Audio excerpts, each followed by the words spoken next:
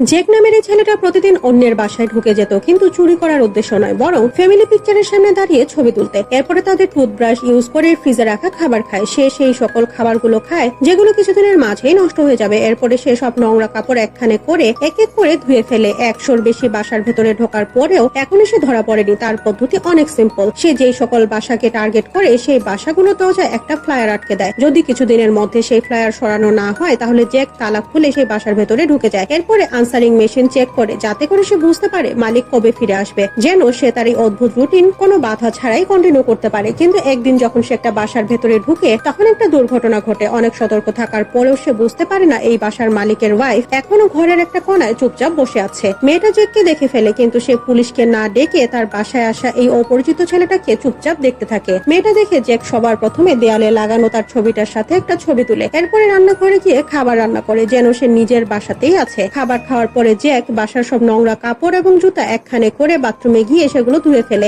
মেয়েটার জ্যাকের এমন অদ্ভুত কর্মকাণ্ড দেখতে মজাই লাগছিল। তখন মেয়েটা দেখে জ্যাক সেখানে থাকা গাছে পানি দিচ্ছে। সব কাজ শেষ করার পরে সে ইয়ার্ডে গিয়ে গল্ফ খেলতে শুরু করে। সারাদিন খুব ভালো করে লক্ষ্য করার পরে মেয়েটা বুঝতে পারে জ্যাক আসলে খারাপ মানুষ নয়। রাতে মেয়েটা বেডরুমের দরজা খুলে, যেটা দেখে জ্যাক ভয় পেয়ে যায়। তখন হঠাৎ করে ফোন বেজে ওঠে আর মেয়েটা ফোন পিক করে। তখন জ্যাক চুপচাপ তার জিনিসপত্র নিয়ে এখান থেকে চলেই যাচ্ছিল। এমন সময় সে পেছন থেকে একটা চিৎকার শুনতে পায়। জ্যাক পেছনে ঘুরে মেয়েটার শরীরে আঘাতের চিহ্ন দেখে বুঝতে পারে তার সাথে কি হয়েছিল। কিন্তু এই মুহূর্তে সে এখান থেকে চলে যাওয়াই ঠিক মনে করে। সে তার বাইক তুলে আর এই বাসা থেকে বাইরে চলে আসে। কিন্তু কিছু দূর যাওয়ার পরে সে তার ডিসিশন চেঞ্জ করে আবারও সে বাসায় ফিরে আসে। সে সারা বাসায় সেই মেয়েটাকে খুঁজতে থাকে, কিন্তু কোথাও খুঁজে পায় না। ফাইনালি বাথরুমের দরজার কাছে এসে জ্যাক দেখে সেই মেয়েটা সেখানে বসে কান্না করছে। যখন মেয়েটা বাইরে আসে, তখন দেখে তার জন্য দরজার পাশে কাপড় রেডি করা আছে। মেয়েটা বুঝতে পারে এটা জ্যাক করেছে। যখন মেয়েটা কাপড় চেঞ্জ করে, তখন তার হাজবেন্ড এখানে চলে আসে এবং প্রতিদিনের মতোই সেই ধনী লোকটা তার ওয়াইফকে অনেক বকাঝকা করে এবং মারে। এটা দেখে জ্যাক অনেক রেগে যায়। তখন সে একটা গলফ ক্লাব তুলে সেখানেই চুপচাপ দাঁড়িয়ে থাকে। শব্দ শুনে ধনী লোকটা বাইরে আসে আর পুলিশ কল করতে চায়, কিন্তু জ্যাক ক্লাব নিচে না রেখে সেই লোকটার উপরে এমন জোরে আঘাত করে যে লোকটা নিচে পড়ে যায় আর উঠতে পারে না। এরপরে জ্যাক ঘরের ভেতরে থাকা মেয়েটার দিকে তাকিয়ে বাসা ছেড়ে চলে যায়। যখন সে বাইক নিয়ে এখান থেকে চলে যাচ্ছিল, তখন মেয়েটা এখানে এসে কোনো কথা না বলে জ্যাকের বাইকে বসে পড়ে। সেও কিছু না বলে বাইক নিয়ে বের হয়ে পড়ে। এরপরে সেই মেয়েটা জ্যাকের সাথে মিলে বিভিন্ন বাসায় ফ্লায়ার আটকাতে থাকে। যখন তারা কারো বাসার ভেতরে ঢুকতো, তখন জ্যাক ভাঙাচোরা ইকুইপমেন্ট ঠিক করে দিত আর মেয়েটার নোংরা কাপড় পরিষ্কার করে দিত।